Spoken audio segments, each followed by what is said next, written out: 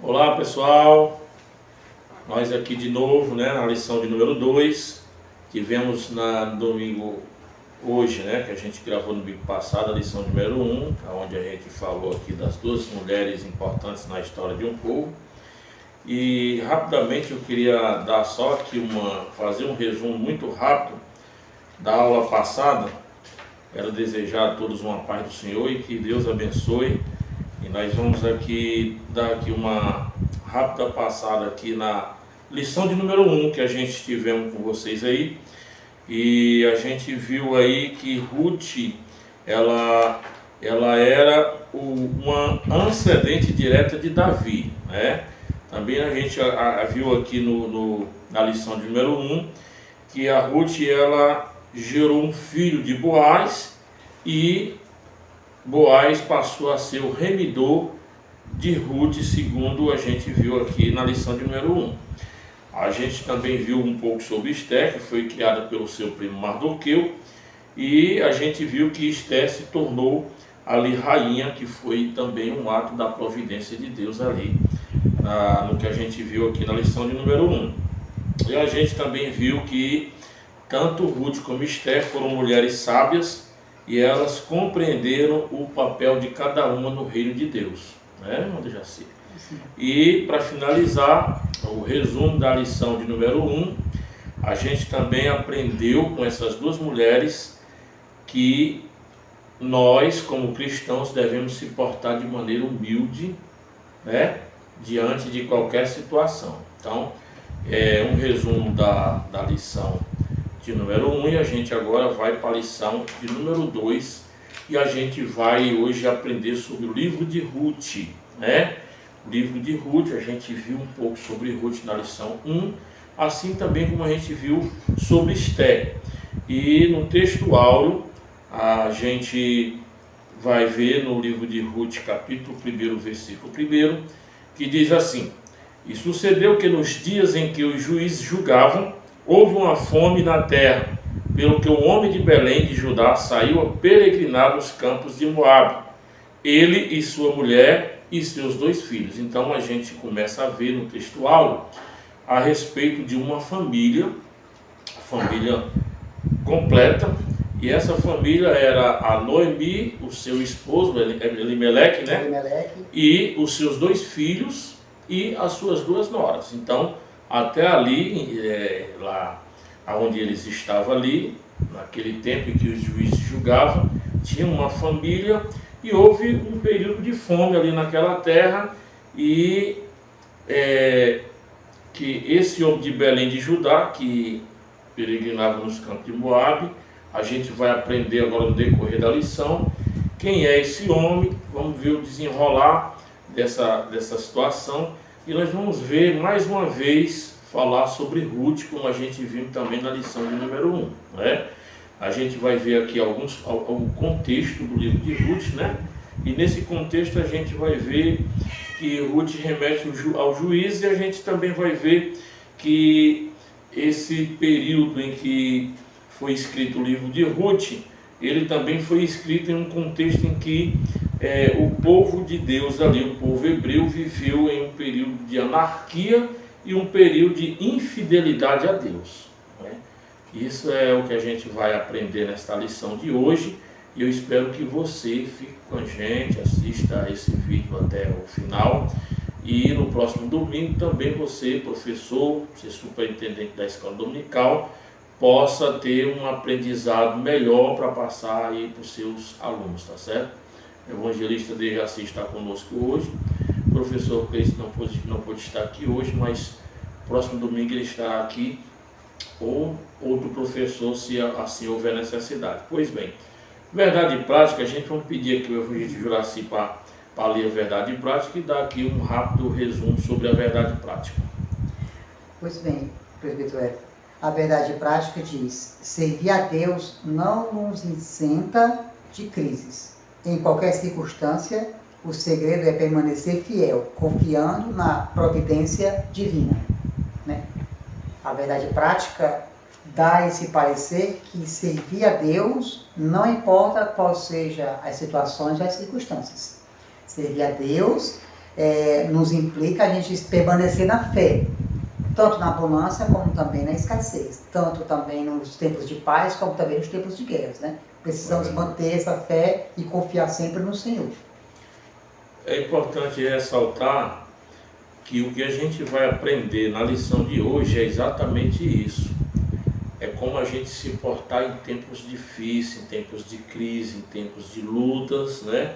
Em tempos em que a gente passe a viver em meio a pessoas que não têm temor a Deus, pessoas que procuram prazeres do mundo, procuram até perseguir o próprio povo de Deus. Então, o livro de Ruth, ele nos ensina que a gente deve permanecer firme, né, na fé, na confiança em Deus, mesmo independente da situação que nós estiver vivendo. É que nem o evangelista já se falou, independente da circunstância, pode estar na escassez, pode estar na bonança, pode ser na riqueza, mas a gente tem que ter a fé de que Deus vai mudar a situação, assim como fez na vida de Ruth. E a gente vai aprender também nesse livro, nessa lição, a respeito da remissão, né? Porque assim como Boaz foi o remidor de Ruth, a gente vai ver na esfera espiritual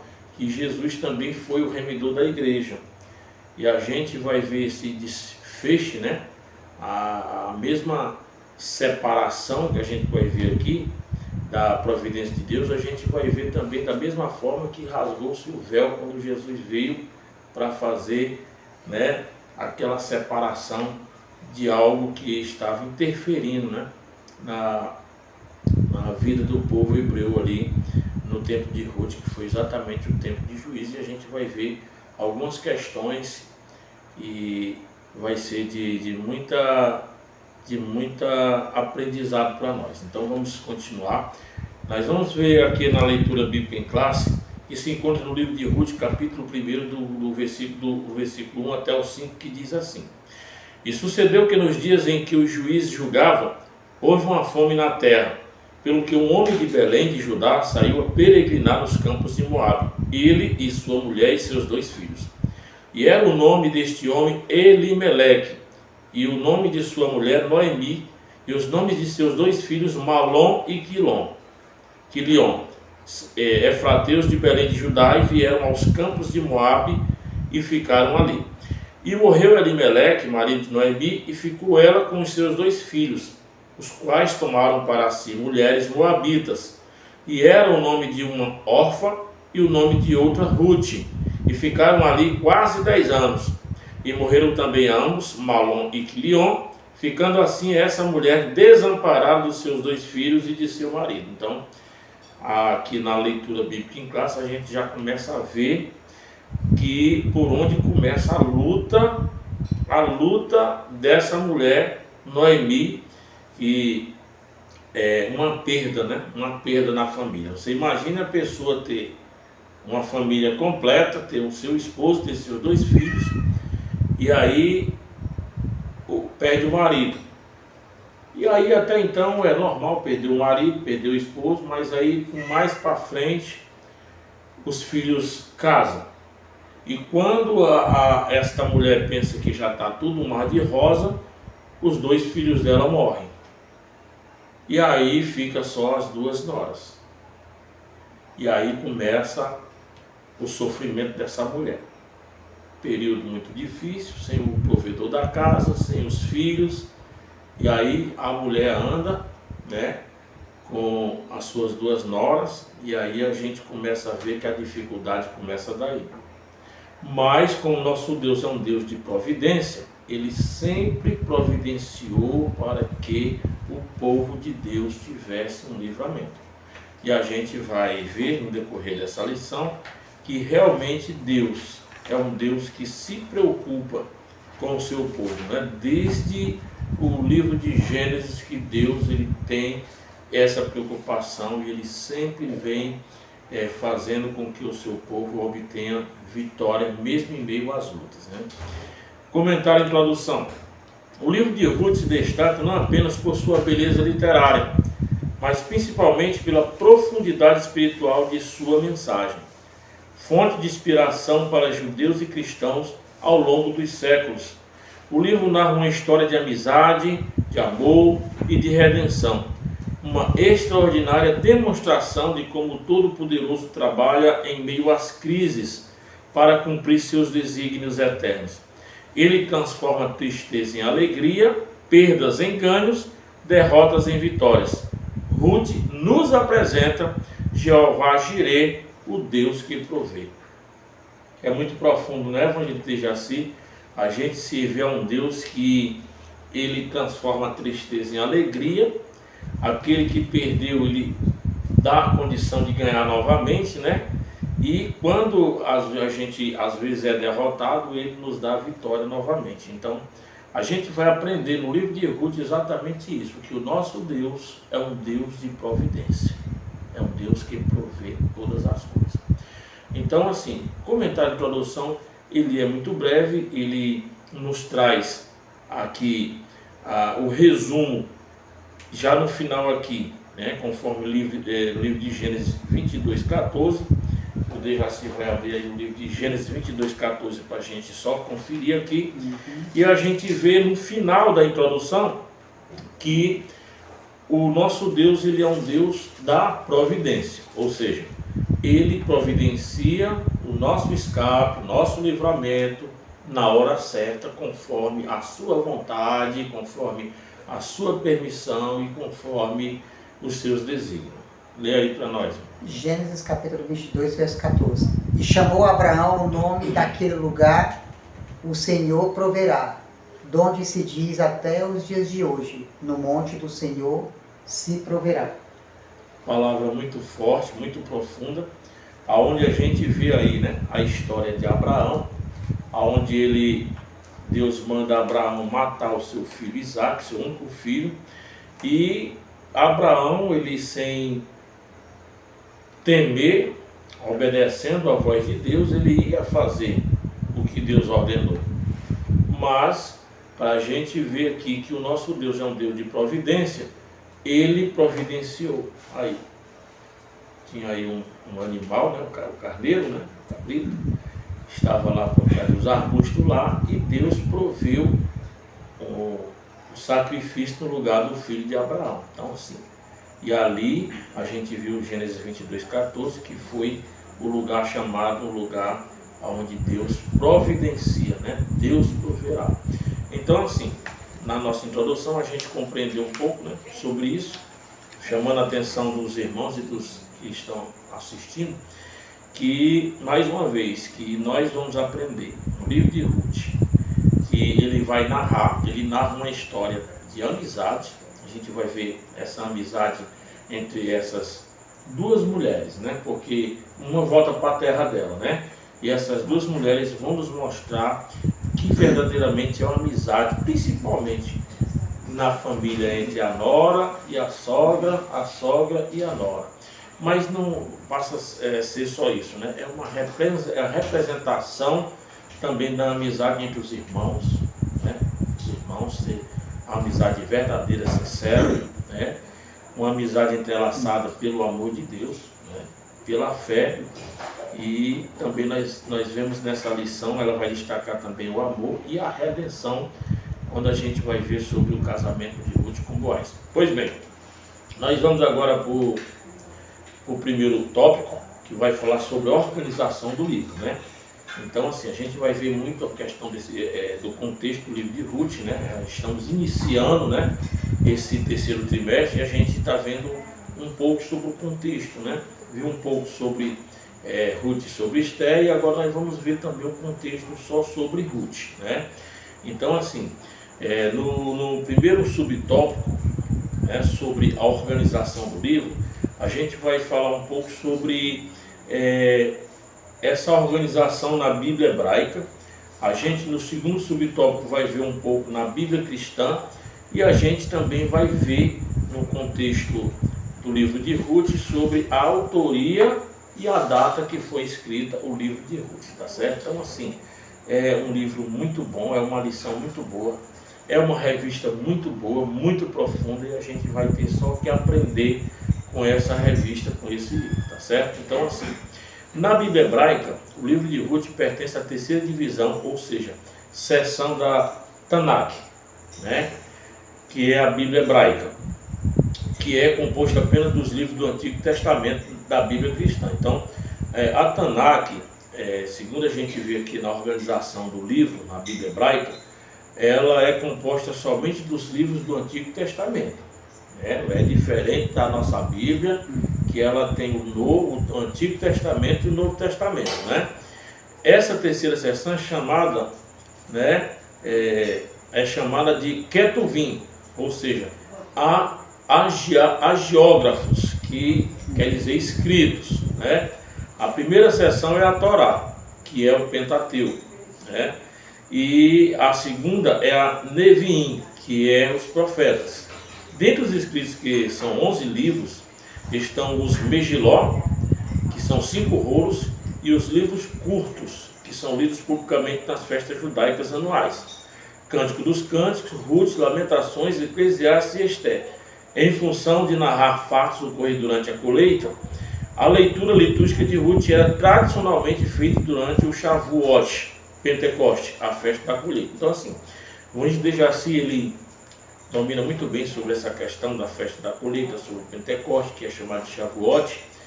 E dentro dessa primeira organização, que é na Bíblia hebraica, o anjo de Jaci vai só abrir um pouco a nossa mente, visto que eu já mencionei praticamente tudo, né, anjo de Jaci? Então, o anjo de Jaci, ele vai só dar uma pincelada aí para nós e a gente vai já dar continuidade. Muito boa noite, Pai Senhor Jesus, nossos professores que vão repassar essas informações para os seus alunos. É muito importante, professores que vão se preparar para dar essa aula, que essa organização do livro, ela tem essas separações. Assim como a Bíblia cristã, ela tem as suas separações, onde vem o contexto, vem a história, o histórico, né? Vem as poesias, vem as profecias, né? A Bíblia dos judeus, né? Ela tem esse composto de separação, né? De 3 pontos. Elas são separadas em 3 pontos, como o presbítero Edson citou aqui, que a primeira é a Torá, a segunda é os profetas e a terceira é os escritos. E Ruth, esse livro canonizado pelos judeus, ela entra nesse terceiro ponto, né, que é os escritos, que são os 5 rolos, né, onde cita aí os cânticos, a Ruth, Lamentações, Eclesiastes e Esté, né? Então, é importante ressaltar e passar para os alunos e esclarecer como é a Bíblia judaica. Ela também tem essa separação, que são 3 pontos, que é a Torá, os profetas e os escritos, né? E essa questão dos fatos ocorridos durante a colheita, a leitura litúrgica de Ruth era tradicionalmente feita durante a Shavuot, como foi dito aqui, né? Shavuot, não é isso? Que é o dia do Pentecoste, as festas das colheitas, né? Que dentro do calendário judaico é o mês de setembro para outubro, que é realizado exatamente essa festa das colheitas. Sim. Meus irmãos, a gente vê aqui que na Bíblia hebraica moderna, esse livro está colocado no Megiló e é publicamente na festa das semanas, que é chamado o tempo da colheita. Contudo, até por volta do ano 450 de nossa era, o livro de Ruth era considerado uma continuação de Juízes. Em sua lista de livros inspirados, Joséfo aparentemente considera Juízes e Ruth como um único livro. Ao que tudo indica, Jerônimo deixa implícito que os dois estavam juntos no cânon hebraico. Então, no cânon hebraico, segundo Joséfo, os 2 livros estavam juntos, né? Era para ser os 2 livros, né? E Ruth aparece na Septuaginta e na Vulgata logo depois de Juízes, como em nossas versões atuais. E não se sabe nem porquê e nem como o livro saiu da sua posição original, né, junto aos profetas anteriores e foi parar no agiógrafo, ou seja, nos livros escritos. Então, a terceira divisão do cânon hebraico, que teve essa terceira divisão que o Dejaci acabou de falar, mas não se sabe por que os livros saíram da posição original, né? Era para ser no cânon sagrado, era para eles estarem juntos, né? Mas, embora a formação do conjunto literário e a ordem dos livros tenham sofrido variação, é preciso ser dito, contudo, que os livros do Antigo Testamento, como conteúdo canônicos, jamais estiveram em disputa na antiga comunidade de Israel. Então, nunca houve esse negócio de disputa, né? Na antiga comunidade de Israel. Eles sempre foram aceitos, ela sempre foi lido o livro de Ruth, né, nos tempos da colheita, e hoje eles ainda continuam fazendo essa cultura. Esse livro de Ruth, ele tem 4 capítulos que são riquíssimos. Podemos extrair desses 4 capítulos 2 histórias muito importantes, que é a primeira, é o relacionamento entre Ruth e Noemi, e a segunda base do ponto histórico é o casamento de Ruth com Boaz.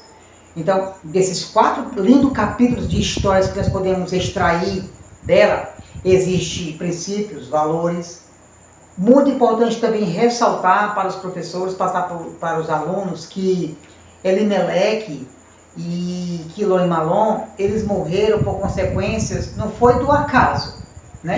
Ali não é algo do acaso, ali provinha do juízo de Deus, assim como o próprio profeta Elias, quando orou para não chover, o próprio Elias também participou do sofrimento da profecia que ele profetizou, né?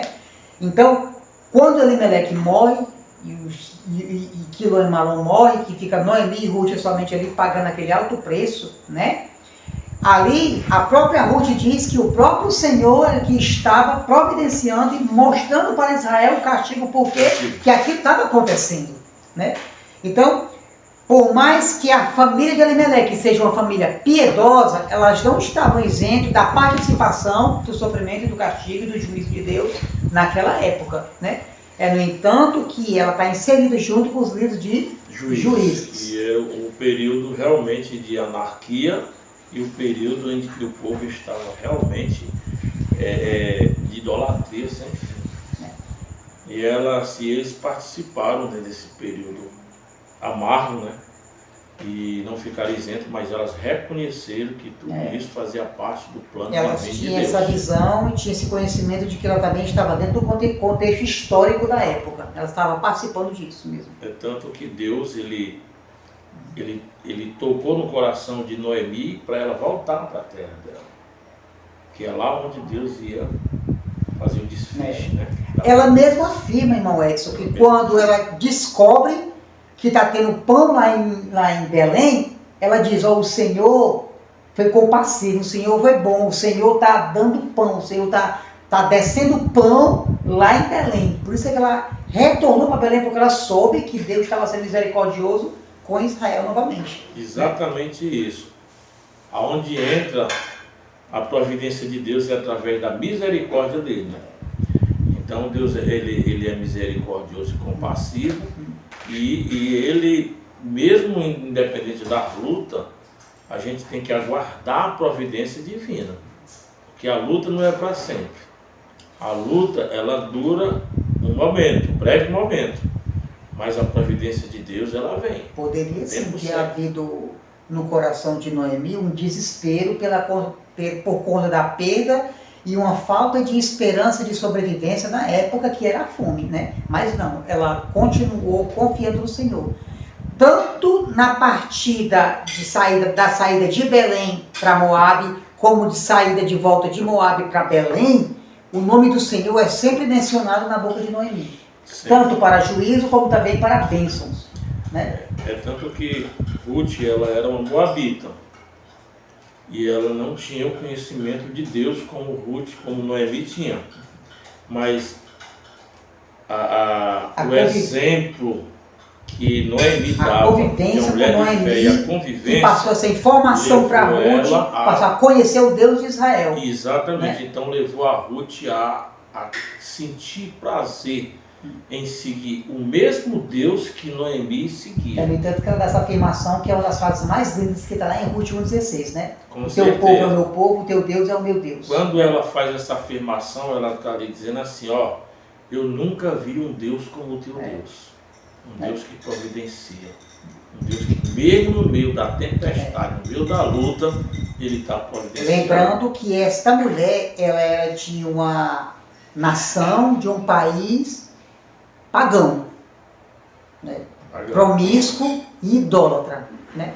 Que ela vem de sementes lá de Ló, das suas duas filhas que tiveram relações com Ló para poder gerar sementes, né? Que se tornaram uma nação inimiga de Israel, né? Então a gente viu aqui a organização do livro de Ruth na Bíblia hebraica. A gente aprendeu um pouco em relação ao livro dela, né? E agora a gente vai ver na Bíblia cristã como é a organização do livro de Ruth na Bíblia cristã. Enquanto a Bíblia hebraica está dividida em 3 seções, que é o Pentateuco, os profetas e o escrito, né? Históricos e profetas, Ruth está categorizado como um livro histórico, né? Porque é uma história muito bonita, muito linda, história de, como é que nós podemos dizer, uma história de superação, de fé, uma história que a gente vê amor, a gente vê ali elas duas, eu posso me lembrar da época de Davi e de Jonatas, quando a alma deles dois se apegaram, né? Ali é um amor verdadeiro entre amigos verdadeiros, entre irmãos. Então, assim, o livro de Ruth, ela é um livro histórico, por ser evidente gênero narrativo, mas é identificado também por sua extraordinária beleza poética. Então, assim, ele é histórico, mas também identifica o livro de Ruth também pela a beleza poética que o livro traz, né? Porque também ele vai falar de amor, vai falar quando começa a entrar lá nas partes entre Ruth e Boaz, aquele amor, aquela troca de olhar, aquela maneira dela se achegar, a maneira carinhosa e tudo. Então entra também na parte poética, né? Mas empregando o estilo e linguagem próprios do hebraico clássico. O autor expõe aspectos subjetivos da vida dos personagens. A obra está organizada em 4 capítulos, somando 85 versículos. E exatamente o que o evangelista Dejaci acabou de falar.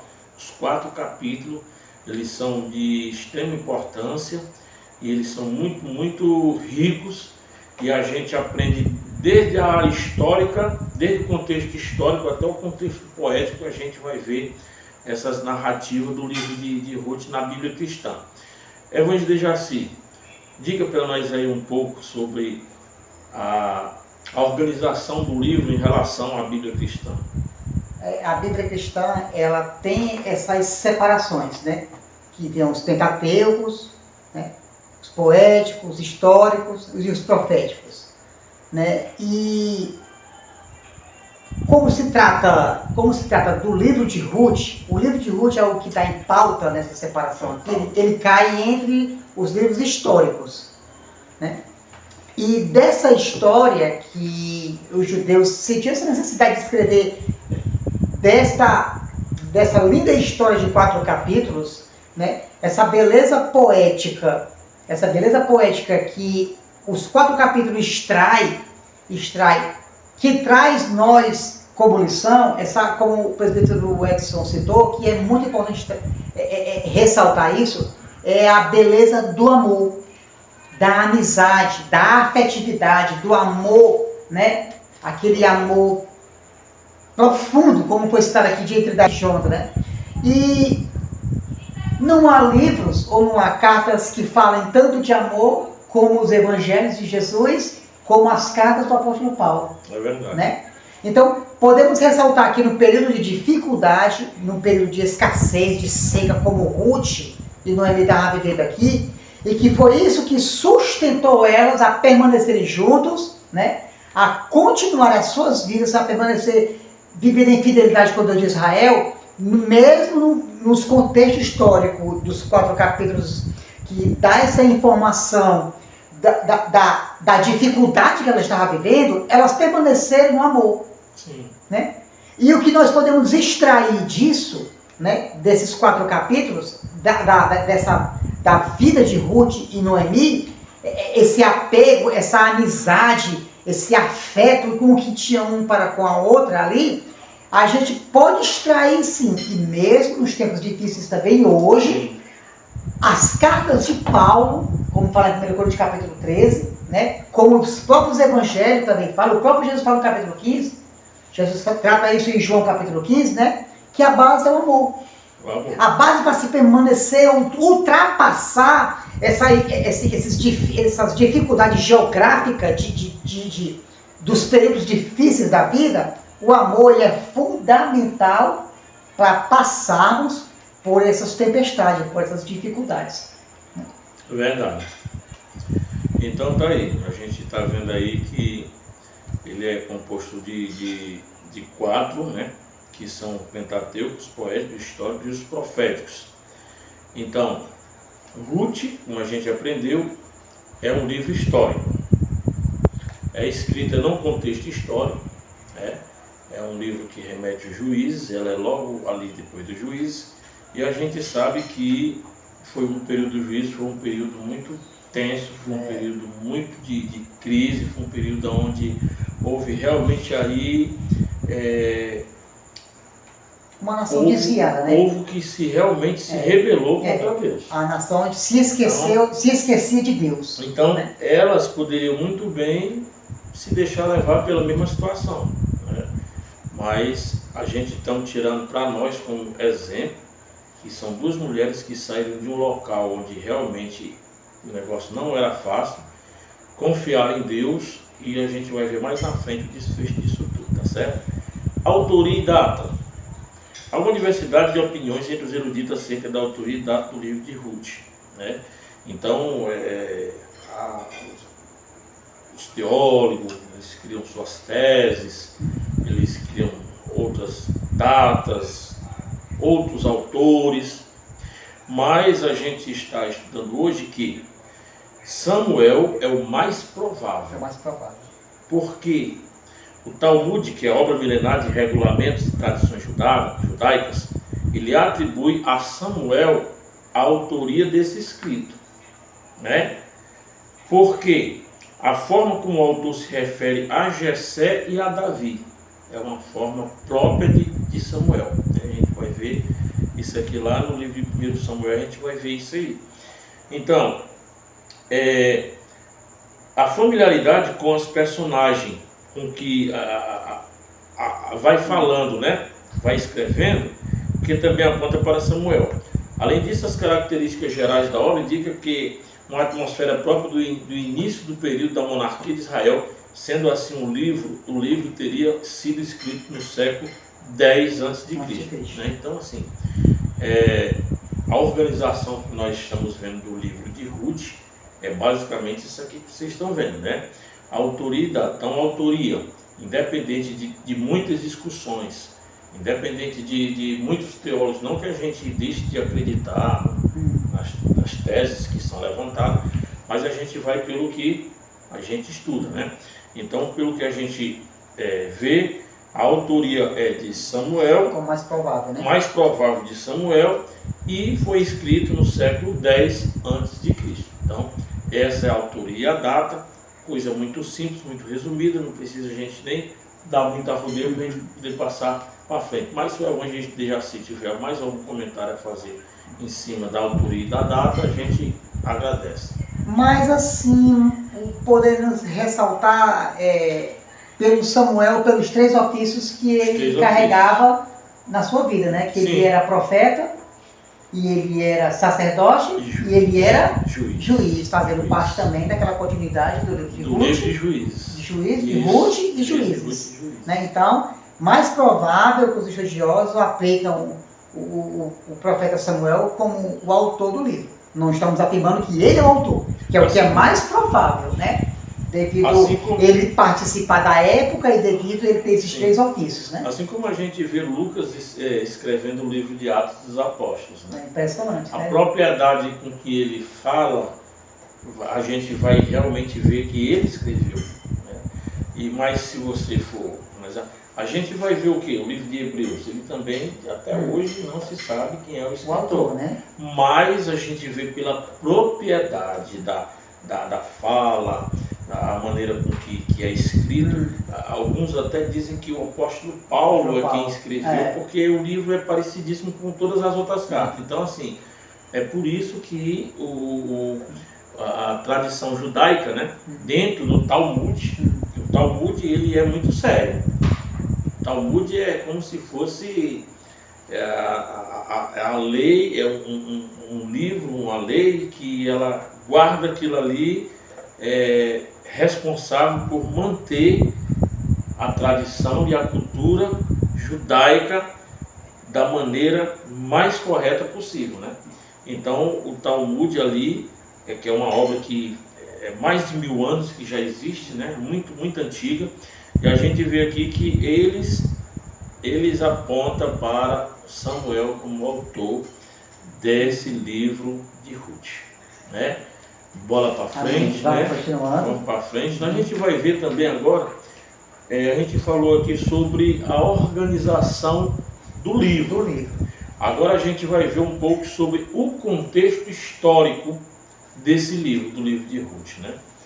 Então, o tempo dos juízes, ele não há no tempo dos juízes não há uma data precisa para os fatos narrados em Ruth.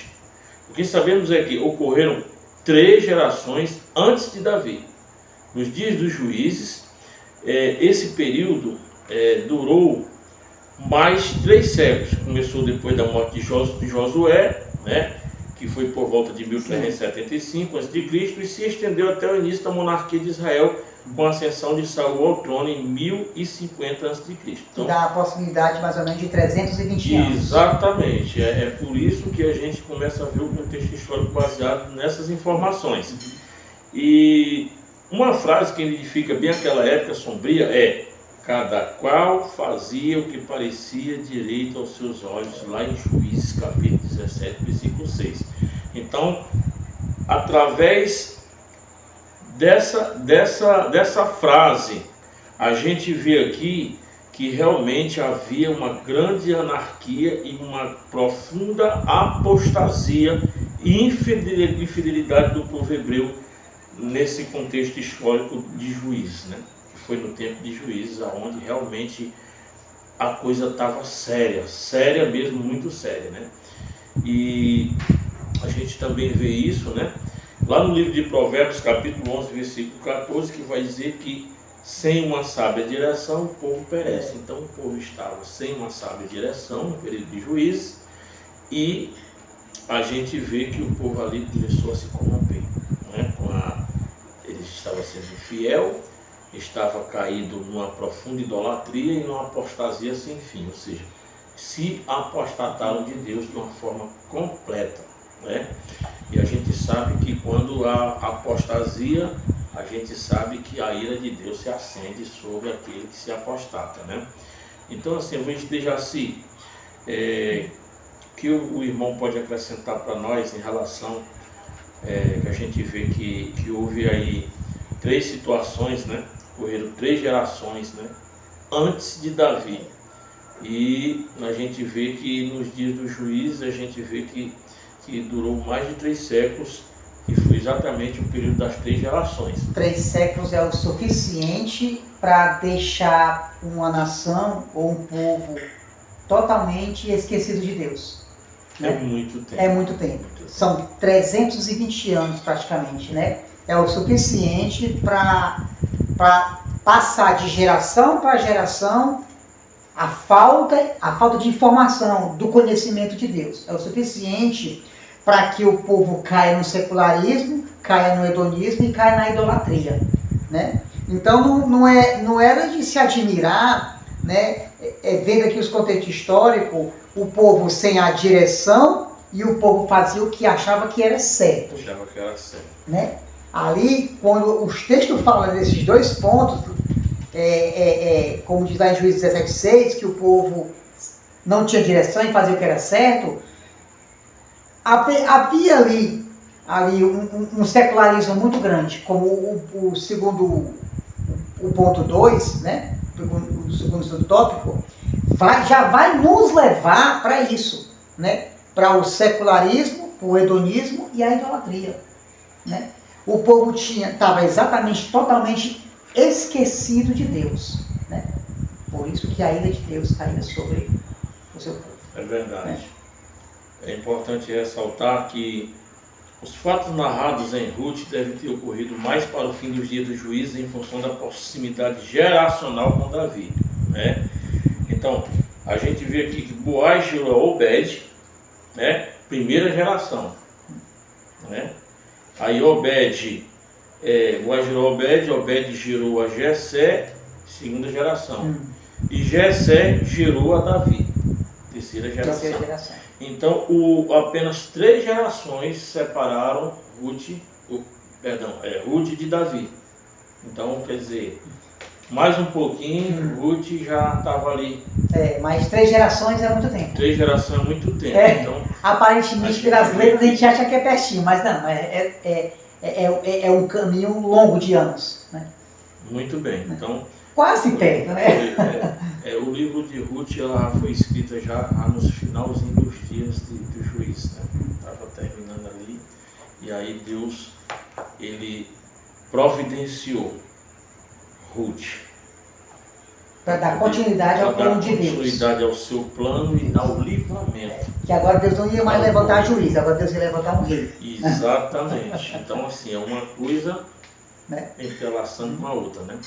Então, assim, no contexto histórico, a gente vê que no tempo dos juízes foi mais ou menos da maneira que a gente comentou aqui para você. E no segundo subtópico, a gente vai ver o secularismo, o hedonismo e idolatria. Então, assim, no contexto histórico, realmente, que a gente começa aqui a ver que foi no tempo dos juízes, a gente sabe que não foi nada bom nesse período, nada bom. Foi um período em que o povo realmente, que nem diz a palavra de Deus no livro de Juízes, capítulo 17, versículo 6, eles realmente faziam o que era... Achava que era certo. Achava que era reto, que era direito aos seus olhos. Correto, seus e aí, olhos. Nós imagina nos dias de hoje, e muita gente faz o que acha que é direito aos seus próprios olhos e acaba se apostatando de Deus. Mas, assim, a Ruth e Noemi, elas saíram de território pagão, para voltar para a sua própria terra natal, que é onde onde a Noemi nasceu, né? Onde ela voltou a viver em comunidade com os seus irmãos, ali, né, judeus, a viver, a praticar a lei judaica. Apesar dos livros de Juízes, a nação tem esquecido de Deus, mas o povo conhecia, algumas ainda guardavam, como Noemi, era uma família piedosa, ainda guardava ainda, né, os planos de Deus e a sua história. O perigo era ela ter ficado em Moabe. Ela poderia ter caído exatamente... na apostasia. Exatamente. Ela poderia ter caído no secularismo, no hedonismo e na idolatria, que era exatamente esse tipo de cultura que era os moabitas.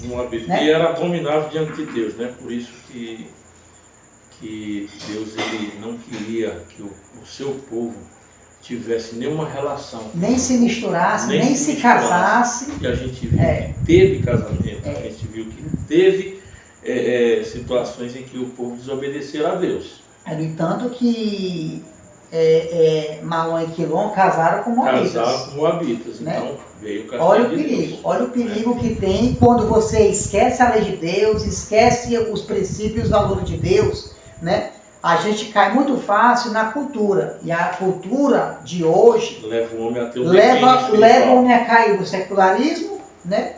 Leva o homem a cair no hedonismo, que o hedonismo é a teologia do prazer acima de tudo, né? E também na idolatria. Né? A idolatria, que é um dos pecados que mais aborrece Deus, principalmente nos dias de hoje. É abominável, né? Diante de Deus, né? Que é idólatra, né? Então, no secularismo, no hedonismo e na idolatria, a gente vê que depois da morte de Josué, porque quando estavam com Josué na liderança, Josué ali estava ainda segurando a barca, nem diz o ditado popular. Enquanto ele estava vivo, ele estava mostrando ali que Deus era quem era todo-poderoso, era quem era o único e era quem deveria ser adorado de verdade, né? E depois da morte de Josué, né, e dos demais líderes do tempo de Josué, levantou-se uma geração que não tinha uma profunda comunhão com Deus e não conhecia o que ele havia feito ao povo hebreu. Então Israel cedeu ao estilo de vida pecaminoso dos cananeus e foi atraído à adoração dos seus deuses. Então, secularismo e hedonismo sempre levam a grandes tragédias morais e espirituais, coisas, né? E o pervertido culto a Baal, o deus da chuva, e a Astarote, a deusa do sexo e da guerra, passou a ser praticado pela nação hebreia. Então veja que situação o povo hebreu estava metida depois da morte de Josué, a ponto de praticar, né, esse culto a Deus da chuva, que era o culto a Baal, e a Astarote, que era a deusa do sexo e a deusa da guerra. Olha onde esse povo se meteu. E o interessante, como diz aqui o autor da revista, que a falta de uma liderança espiritual imadura e temente a Deus, né, causava muito prejuízo à nação. E causa de verdade isso mesmo. Porque o que é interessante, Baal na linguagem dele significa o Senhor. O Senhor. Então, o povo estava desviado, caiu no secularismo e achava que tudo podia ser Deus. Ou que Baal também podia ser Senhor. Verdade. Né? Por falta de uma liderança espiritual madura e temente a Deus. Temente, né? a Deus. E isso pode causar, sim, grande prejuízo. Né? É verdade. Lideranças que não temem a Deus, lideranças que não há vida com Deus, ou não há espiritualidade, ou não carrega princípios e valores como padrões divinos na sua vida, para instruir e ensinar o povo acaba caindo nos seus prejuízos espirituais, como cai no secularismo e essa geração, na idolatria. Essa liderança que apareceu, né, com a morte de Josué, e a liderança que realmente temiam a Deus, né, que realmente tinha um caráter verdadeiro, a gente vê aqui no final do subtópico 2 que não basta somente o líder ter carisma. Eu sou um cara que eu mostro ser um cara bom, eu mostro ser um cara que eu abraço todo mundo, eu saio sorrindo para todo mundo. Ei, Dejaci, você fique aí direitinho aí, faça o que você quiser. O importante é a gente se dar bem, o importante é a alegria do povo, né? Isso é Mas a gente vê que é preciso ter um caráter aprovado. Mas aprovado por quem? Pelo homem, por Deus, aprovado primeiramente por Deus. E depois é um caráter verdadeiro aprovado pela sociedade, mas um caráter verdadeiro. E a gente sabe que nos dias de hoje a gente vê muito isso aqui. Muito carisma por parte de muita liderança e a falta do verdadeiro caráter. De um homem de Deus. De um homem de Deus, aprovado por Deus primeiramente e aprovado também pelo povo. Então, Josué, ele era um homem de Deus, que ele tinha o seu caráter aprovado primeiramente por Deus e depois pelo povo.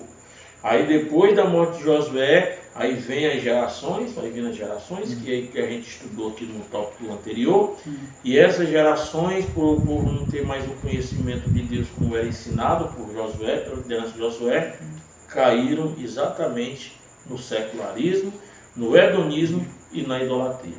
Então, assim, eu torno a repetir, os valores e os princípios judaicos, hebreus, foi que eles esqueceram, e esses valores e princípios que passaram a esquecer, eles infelizmente caíram no secularismo, no hedonismo e na idolatria.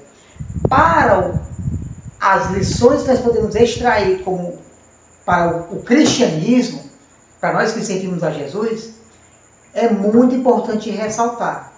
Deus não muda. Hebreus 13:8. Ele não muda. Ele ainda se mantém. O seu caráter de Deus não muda. Ele ainda se mantém ainda como fiéis àqueles que guardam os princípios e os valores cristãos. É verdade. É importante ressaltar que a nação de Israel, ela já tinha sido advertida por Deus a não ter nenhum tipo de contato com esse povo.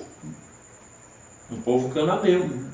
Nem se chegasse, nem pegasse das suas mulheres e nada disso. Mas a gente vê que o povo de Israel, ele se tornou secularista, hedonista ou idólatra quando ele passou a se entregar aos prazeres carnais e aos ídolos dos cananeus, a qual Deus tinha dito que não era para eles ir. Então, assim, uma desobediência desenfreada do povo de Israel, né, do povo hebreu, do povo de Israel, aonde não obedeceram a voz de Deus. Então, toda essa geração, em alguns anos, se esfriou e suas boas instruções e exemplos morreram e foram enterrados com ele. Surgiu outra geração de israelita que tinha tão pouca compreensão da religião e se preocupava tão pouco com ela, apesar de todos os benefícios de sua educação. Ou seja, quando abandonaram o único e verdadeiro Deus, não se tornaram ateístas, nem eram tão insensatos a ponto de dizer não a Deus. Né? Chegaram a dizer não a Deus. Mas eles seguiram outros deuses, retinham tanto da natureza pura a ponto de dizerem que existia Deus, mas também permanecia tanta natureza corrupta que multiplicavam os deuses. Eles estavam dispostos a aceitar qualquer Deus e seguir a moda, não a regra, na adoração religiosa. Então, em vez de seguir a regra, ele seguia a moda que o povo cananeu apresentava para eles, dava para eles ali. Então, assim, é muito sério. E nos dias de hoje, Luiz de Jaci, nos dias de hoje é um perigo iminente que a igreja corre de não seguir esse mesmo exemplo do povo de Israel naquela época. Sim, né? sim, claro. Então, terceiro subtópico, opressão, clamor e livramento. Então, tudo que a gente faz há uma consequência. Tudo que a gente faz é uma consequência. E a gente vê aqui no contexto histórico nos tempos de Juízes, a gente vê também dentro do contexto histórico essa rebeldia desenfreada aqui, essa idolatria desenfreada, eles realmente esqueceram de Deus. E a gente vê que, junto com isso, veio a opressão, veio o clamor do povo e veio o livramento de Deus. Aonde eu vou deixar assim? No livro de Ruth, a gente vai aprender isso. Que foi exatamente no livro, através de Ruth, que Deus usa Ruth para Deus libertar o seu povo. Olha só, né? Então, a apostasia tornou Israel presa fácil de seus inimigos, que atacavam e saqueavam suas cidades e terras. Então, o que é que eles ganharam com isso? Eles se deixaram levar pelo modismo desse povo cananeu, e em troca o povo cananeu fazia o quê? Atacava o povo, saqueava o povo, né? As suas cidades e terras, e mantinha o povo sob domínio opressor por longos períodos. Então o povo era oprimido por eles. É que nem foi comentado, né, na aula de hoje, que eles tinham liberdade para viver ali, mas eles tinham que viver de acordo com a regra do povo cananeu, né? Então, veja assim, que a gente vê aqui que houve uma opressão, né? Eles passaram muito tempo sendo oprimidos, né? E aqui diz, afligida nação clamava a Deus, que era o de praxe, né? E isso é no decorrer de toda a Bíblia. Tá bem, começa a definhar, aí depois começa a sofrer, aí depois começa a clamar e pedir de novo o livramento de Deus. É sempre assim, né? É um círculo, né? Mas se resume em dois rótulos. O conhecimento de Deus e a falta do conhecimento de Deus. Né? Deus levantava o juiz e o povo passava a conhecer quem era o Senhor. Quando o juiz morria, o que acontecia? O povo se esquecia do Senhor e não lembrava mais quem era o Senhor. Então havia sempre através desses dois rótulos que eu citei, é o que vem esse círculo, né, da opressão, o clamor e o livramento. Sempre assim. perigoso. É perigoso a falta do conhecimento de Deus. Caímos na apostasia e podemos viver o secularismo de uma forma, e um cristianismo de uma forma secular muito natural, sem espiritualidade, somente vivendo na apostasia. Isso é perigoso, não conhecer o Senhor, né? É muito perigoso não obedecer a palavra. Com certeza. É muito perigoso não buscar esses princípios e esses valores que estão dentro da Escritura Sagrada. Principalmente que o sofrimento foi maior, por quê? Porque quando a nação de Israel ela era oprimida, mas quando tinha juiz para julgar, eles julgavam e aí o povo era libertado. E o povo ficava em paz. Ficava em paz. Só que nesse período aqui, morreu o juiz e não tinha mais ninguém e o povo foi para onde fazer o que achava melhor. E a gente vê aqui que alguns líderes militares como Otiniel, Baraque, Gideão, eles poderosamente eram usados por Deus para julgar a causa de Israel, livrando dos seus opressores. Apesar dos repetidos ciclos de infidelidade da nação, Deus ouviu o gemido do seu povo em seus momentos de dor e aflição. O Senhor é longânimo e cheio de misericórdia, né? Ele ouve os que clama a Ele e dá livramento, né? Então a gente vê que houve aqui no contexto histórico uma situação. A gente viu o que aconteceu no tempo do juiz, né? Que houve as 3 gerações, a gente houve a morte de Josué, e aí de lá para cá o povo se corrompeu de uma forma total. Aí a gente vê aqui no subtópico do secularismo, hedonismo e idolatria, e aí veio a consequência, o povo foi oprimido, né, pela nação cananeia, e aí começaram a clamar a Deus, pedindo a Deus livramento. E como o nosso Deus é um Deus longânimo e cheio de misericórdia, Ele ouviu ali o clamor do seu povo. Glória a Deus. Glória a Deus por isso. Maravilha? Vamos para o terceiro tópico, né? O terceiro tópico foi o terceiro tópico. Agora nós vamos aprender nesse tópico final sobre o propósito e a mensagem do livro de Ruth, né? Vamos ver aqui. Primeiro subtópico vai falar sobre o cetro de Judá. O segundo vai falar sobre o amor e a redenção. E o terceiro sobre a fidelidade e altruísmo. Então, assim, muito bom também o terceiro subtópico. A gente vai ver o propósito e a mensagem desse livro de Ruth. Primeiro subtópico vai falar sobre o cetro de Judá. Vários propósitos são atribuídos ao livro de Ruth. O principal e mais evidente deles é apresentar Davi como descendente de Judá, a tribo real da qual viria o Messias, o leão da tribo de Judá, a raiz de Davi. Gênesis 49:10 diz: o cetro não se arredará de Judá, nem o legislador dentre seus pés, até que venha Siló, e a ele se congregarão os povos. Embora Rúben fosse o primogênito de Jacó, seu ato de desonra ao leito do pai, deitando-se com sua concubina, fez com que ele perdesse a primogenitura e a posição de liderança. Promessa feita a Abraão seguia agora pela descendência de Judá, sendo Samuel o autor do livro de Ruth. Olha aí que coisa maravilhosa. Mais uma vez a gente está ali vendo ali que Samuel ele é o autor do livro de Ruth. E o propósito desse livro é de registrar a genealogia de Davi, ganha ainda mais sentido, já que naquele tempo o rei de Israel era Saul, um benjamita, e a ancestralidade de Davi o legitimava para o trono. Então, evangelista de Jaci, o cetro de Judá, ele foi a gente pode dizer, uma profecia bíblica que ela se cumpriu aqui em Davi, né? Olha só, até Davi. Né? Que graça, né? Que contexto histórico a gente consegue ver aqui na história de Israel, né? Deus dando continuidade, usando uma moabita, né? Usando a moabita. Uma moabita para dar continuidade a um plano para a terra. Um plano para o seu povo. Poderia ter sido pelo seu próprio povo.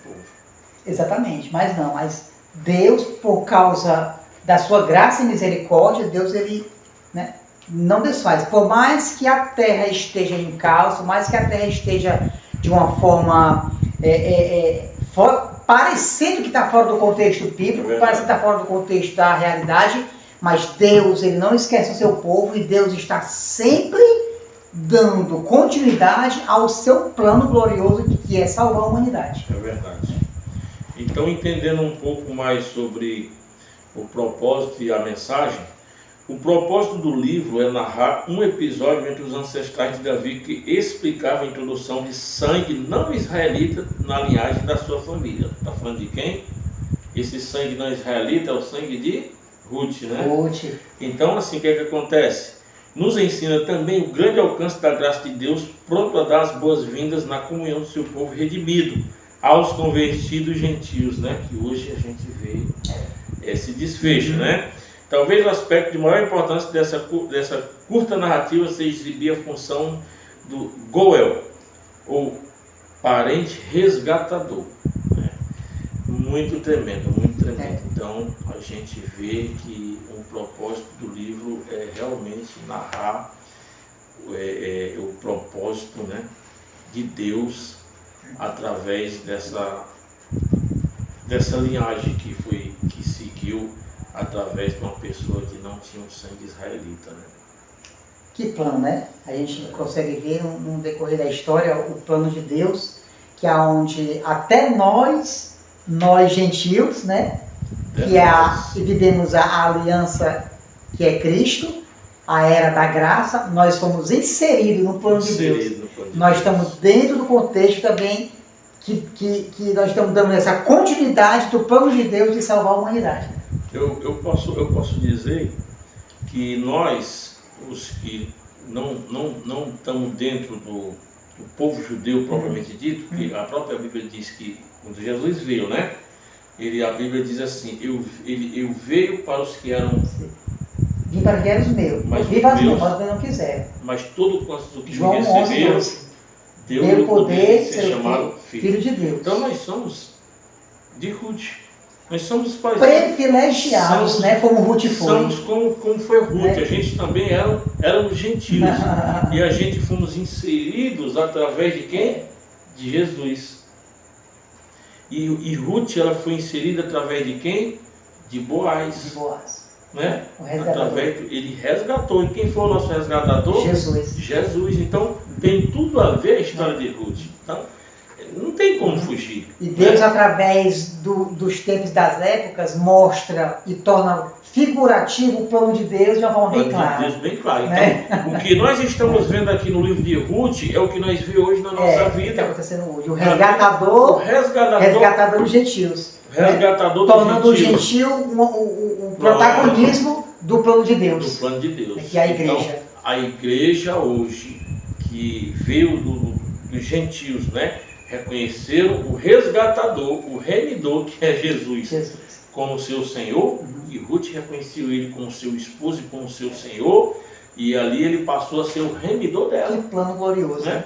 Então tem tudo a ver, essa simbologia, essa figura de Ruth, Boaz, Noemi, para os dias de hoje, né? Que coisa tremenda, que coisa tremenda. Então, o cetro de Judá não se apartou e até chegar ao verdadeiro cetro de Judá, o leão da tribo de Judá, que é o nosso Senhor Jesus Cristo. de Nazaré. Amor e redenção. A mensagem principal de Ruth é o amor de Deus e o seu plano de redenção da humanidade. Eu tenho certeza que só aqui a gente já começa a ver que o amor e a redenção, ela é o propósito principal da mensagem de Ruth para nós. Né? Que o amor de Deus e o seu plano de redenção da humanidade, que a gente vê retratado, simbolizado, figurado no livro de Ruth. Com então, João 3,16. Isso, diga aí, com João 3,16. Porque Deus amou o mundo de tal maneira que deu seu único Filho unigênite para que todo aquele que nele crê não pereça, mas tenha a vida eterna. Vida eterna. Né? Plano de Deus, mais uma vez. Né?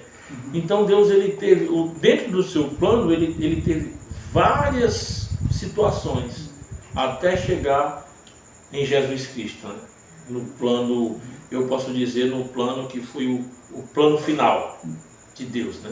Plano final de Deus. Olha, o povo realmente não merece, mas eu vou pela última vez fazer mais uma vez, eu vou aqui colocar mais o meu plano aqui em prática.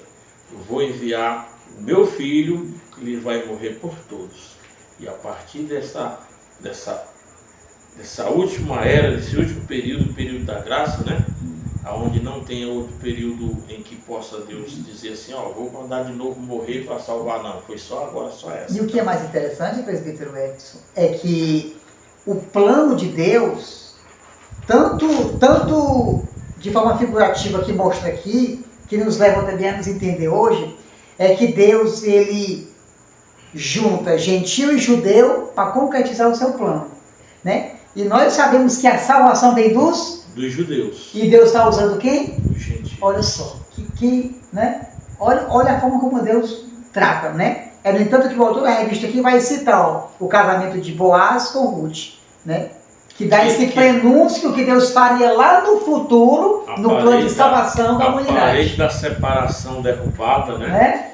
Que eu estava comentando com você, que quando eu leio isso aqui, a parede da separação foi derrubada com Boaz e com Ruth, eu me lembro que Jesus também, quando ele morreu, né, na sua morte redentora, né, ele morreu e o véu rasgou-se de alto a baixo, ou seja, o véu ele era uma parede de separação.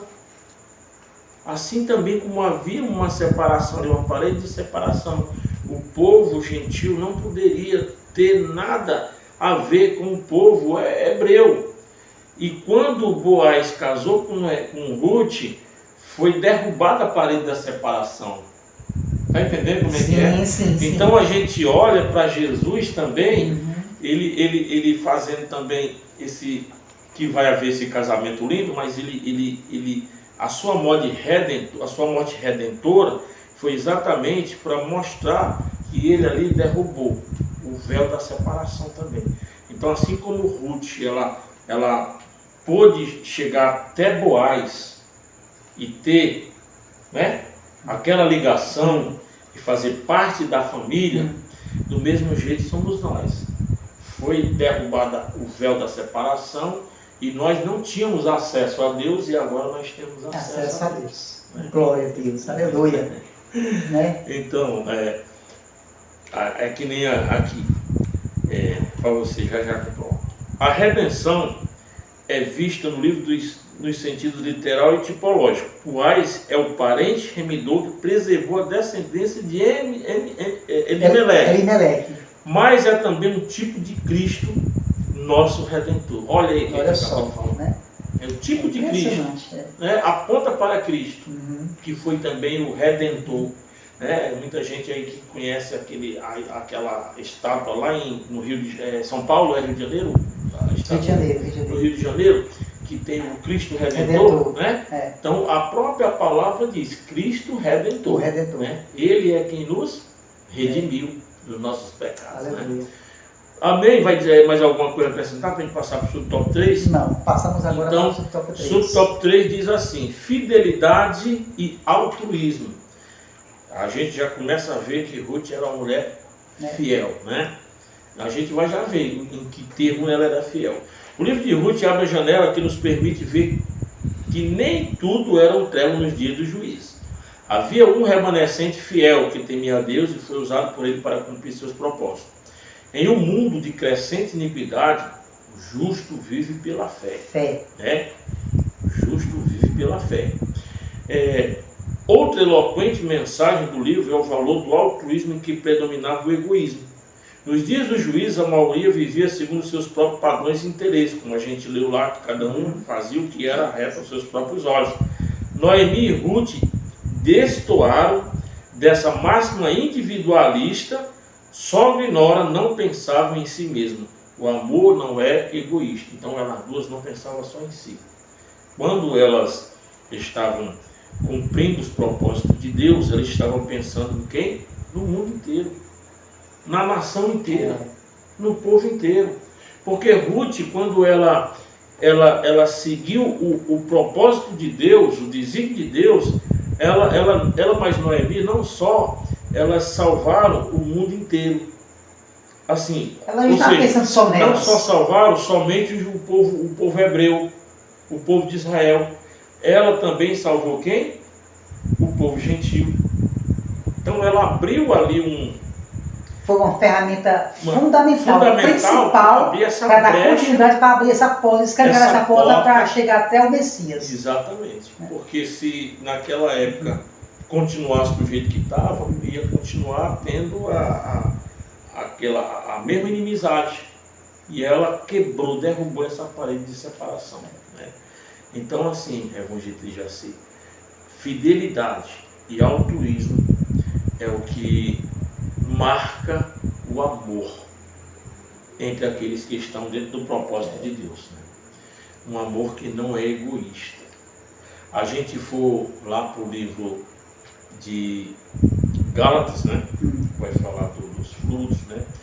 Que a gente também vai ver sobre o amor.